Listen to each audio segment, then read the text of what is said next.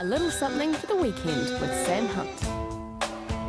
Sam Hunt has a little something for the weekend. Hello, Sam.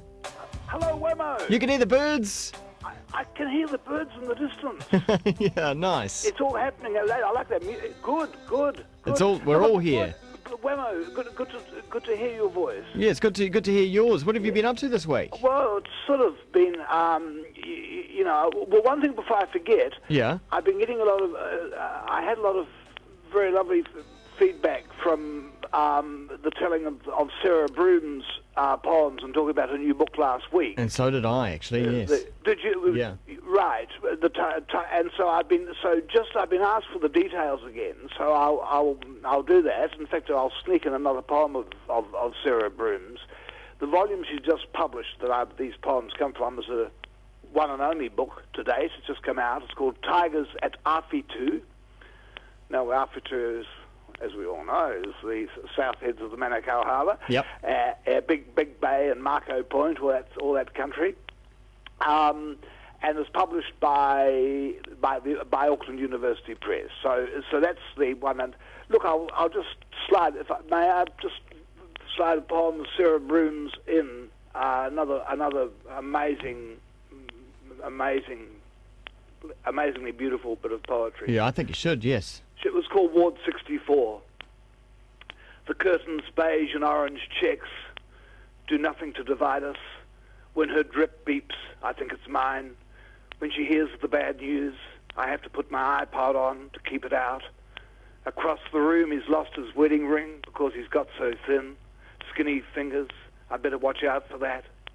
There is poetry all over the walls of oncology, and I want to get out. So that's from page 55 of Tigers to Awhitu by wonderful poet Sarah Broom. So anyone who likes poetry that they won't ever forget, I strongly recommend it. Yeah.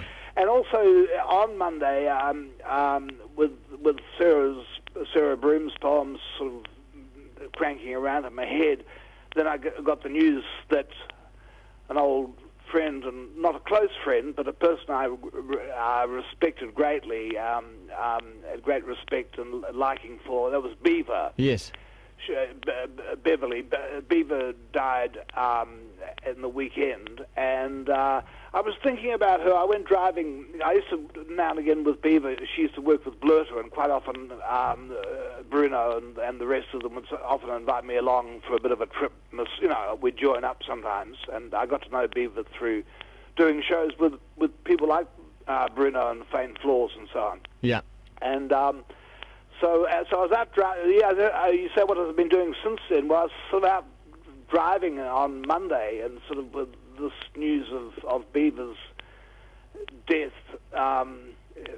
banging around, and I was hit by a weather bomb. They call it a weather bomb now. I hate that term. The new phrase, weather bomb. I think it's actually related to the Pentecost. It's the Pentecostal season. I think that God comes down not as a tongue of fire anymore, but as a weather bomb. Yeah. Yeah. He's got so sick of the Pentecostals that he's decided to give us all one.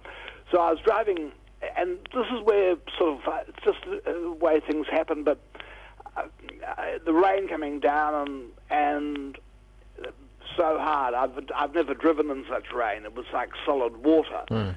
And I was actually driving quite an unusually small car, a courtesy van, actually, a courtesy wagon, I think they call them, but a little car. And I was aquaplaning. I mean, it was like surfing, but in your car. I'm sure it could catch on. Sure, so I was coming down what's called the Tapuni Hill. Yeah. When this weather bomb or the Holy Ghost came down, and I would say quite sort of, quite. It was like an aqua slide. Yeah, were you almost sideways? Yeah, I was going all over the place. But every so often I'd touch down and I'd straighten up, and then I'd go on right down the Tapuni Hill, all the way pretty much between going south between Kaiwaka and Tahana, that great wild west town of Tahana, and that's where the real cowboys live. And then a line came into my mind. which was sort of related to the rain, obviously, but also to Beaver and her death. And so that's a line I've loved for years. I couldn't remember where it came from. The lines, or two lines, where blew a flower, may a flower no more lift its head to the blows of the rain. And it's just beautiful, where blew a flower. So when I got home, I was thinking, where does that line come from? Where blew a flower, it's sort of archetypal. It could come from literally anywhere. Well, I'll tell you where it does come from, and I'll tell you the poem. It's a Dylan Thomas poem. Some people may already have, astute listeners may already have picked that. I don't know. And I know Dylan Thomas is fairly known for being bombastic and things, and this is quite a bombastic poem, but I don't really think it is. It's called "And Death Shall Have No Dominion." And I say this with very much, with thoughts of Beaver and thinking of Sarah Broom's and poems and all of this. Here's a poem by Dylan Thomas. And death shall have no dominion. Dead men naked they shall be one with the man in the wind and the west moon. When their bones are picked clean and the clean bones gone, they shall have stars at elbow and foot. Though they go mad, they shall be sane. Though they sink through the sea, they shall rise again. Though lovers be lost, love shall not, and death shall have no dominion. And death shall have no dominion. Under the windings of the sea, they, lying long, shall not die windily, twisting on racks when sinews give way, strapped to a wheel, yet they shall not break. Faith in their hands shall snap in two, and the unicorn evils run them through. Split all ends up, they shan't crack, and death shall have no dominion. And death shall have no dominion. No more may gulls cry at their ears, or waves break loud on the seashores. Where blew a flower, may a flower no more lift its head to the blows of the rain. Though they be mad and dead as nails, heads of the characters hammer through daisies, break in the sun till the sun breaks down, and death shall have no dominion.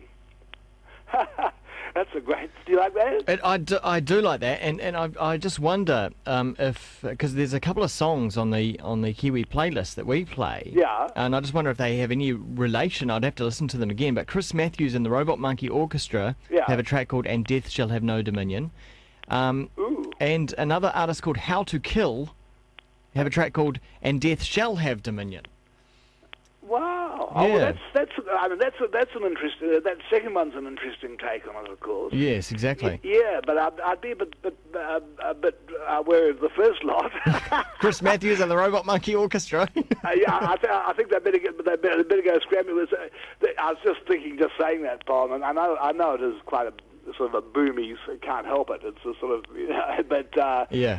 But that's okay. Just those beautiful lines. Where blue. I love those lines in that poem. Those ones about, though they go mad, they shall be sane. Though they sink through the seas, they shall rise again. Though lovers be lost, love shall not, and death shall have no dominion. Bloody good. Anything that has shell in it always makes me feel like it is Moses standing on top of the mountain with his tablet, his stone tablet. That wouldn't have been a bad gig, would it? Up there, you had to grow a big beard for it, and know how to part the Red Sea and a few tricks. Well, I felt like when I was going down the Tapuni Hill there on Monday, I thought I was walking on water, or driving on water. Yeah. I was driving on water. So hey, look, sort of have a good weekend, and I'll just leave you with a little Dylan Thomas poem. Okay. Just a little one I've always known and loved. It's a great old poem. It's one of the ones I knew since I was a kid. My grandfather used to say it. In my craft or sullen art, exercised in the still night, when only the moon rages and the lovers lie abed with all their griefs in their arms, I labour by singing light, not for ambition or bread, or the strut and trade of charms on the ivory stages, but for the common wages of their most secret heart. Not for the proud man apart from the raging moon I write on these spindrift pages, nor for the towering dead with their nightingales and psalms, but for the lovers, their arms round the griefs of the ages, who pay no praise or wages, nor heed my craft or art. That's a poem. That's something for the weekend. That's something for the weekend. Well, hey, good to talk to you, Wammo. Have a good weekend yourself. Lovely once again. Thanks, Sam. See you. See ya. That was a little something for the weekend with Sam Hunt, only on Kiwi FM.